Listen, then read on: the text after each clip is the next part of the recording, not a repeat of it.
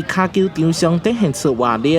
这群年龄超过75岁的选手无输少年人，日本东京首都圈乌市有 FC 球队，因为疫情让3档再度来到台湾，并头摆来到台南友谊赛。交流的目的并不是什么输赢，也就是能开心踢球，然后最重要是友谊，因为他们觉得这几年来台湾，然后交了很多朋友，然后他们也希望说每一年都可以互相交流，然后快乐的踢球下去。所以不只是他们来日本，然后也很希望说我们这边的也去。今天过来比赛，日本队年纪比较大，就是84岁到73岁，最年轻73岁。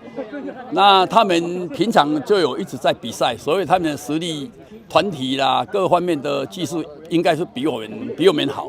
那我们可能是体力会比他们好一点。地主队中青 FC 以年龄70岁到80岁阵容亚战，请来议员朱正轩来开球。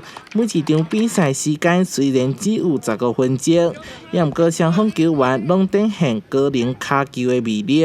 做一个较劲，一个友谊赛那这个都是很棒的事情。我们台南长青足球33年的历史，那再加上跟日本我们首都圈的长青足球这样的交流，可以继续的下去。大家越踢球，身体越好。这场比赛相当有意义，两队以卡球做媒介，促进交流，唔但延续台湾、日本的友谊，更替台湾的中青卡球带来新的能量甲启发。台南新闻社会采访报道。